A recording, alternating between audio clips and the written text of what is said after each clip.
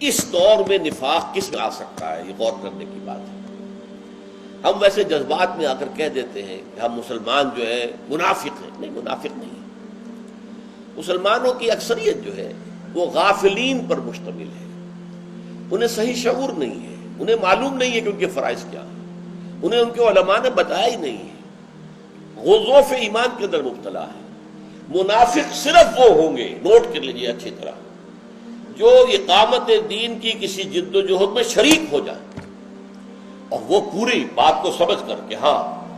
جب غلبہ باطل ہے تو اس باطل کے خلاف جد و جہد اور جہاد کرنا میرا فرض عین ہے، اور اس فرض عین کو ادا کرنے کے لیے وہ کسی جماعت کا دامن تھامتا ہے، اس میں شامل ہوتا ہے، آگے بڑھتا ہے۔ لیکن پھر جب آزمائشیں آتی ہیں، سب سے بڑی آزمائش یہ سب و طاعت، امیر حکم دے رہا ہے اور آپ کو ماننا ہے، اور ظاہر بات ہے کہ انسان پر گرہ گزرتی ہے یہ بات، یہ امیر کون ہے، یہ بھی تو انسان ہے ہم جیسا، میں اس کی بات کیوں مانوں، میں اس سے زیادہ سمجھدار ہوں، زیادہ فہیم ہوں۔ یہ جو پھر آزمائشیں آتی ہیں، یا پھر کہا جاتا ہے یہ کرو فلاں وقت نکلو،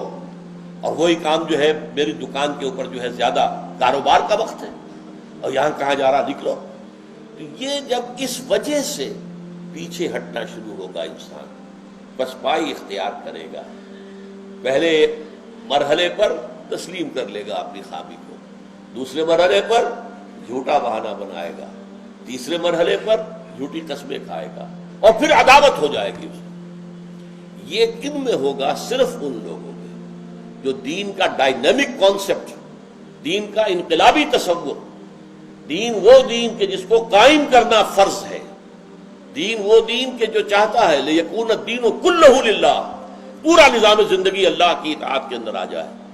اس دین کو مان کر سمجھ کر اپنے فرض منصبی کے شعور کے ساتھ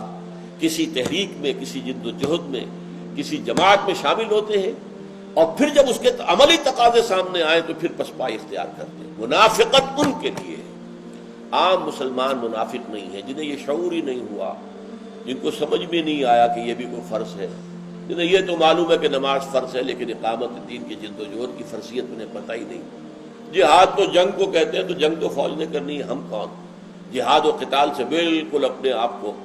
بری سمجھ لینا، یہ ہے عام مسلمانوں کا معاملہ۔ تو ان کے اندر فسق ہے، فجور ہے، اور ضعف ایمان ہے، بے عملی ہے، گناہوں کی زندگی، سب کچھ ہے، نفاق نہیں ہے۔ نفاق کی میں نے آپ کو بتا دیا کہ آج کے دور میں شکل صرف ان لوگوں کے ساتھ ہے، لہذا ڈرنا چاہیے ان لوگوں کو جو کسی ایسی جد و جہد میں شریک ہوں۔ ظاہر بات ہے کہ آدمی کوئی کام کرتا ہے تو اس کے اندر خطرات بھی ہیں،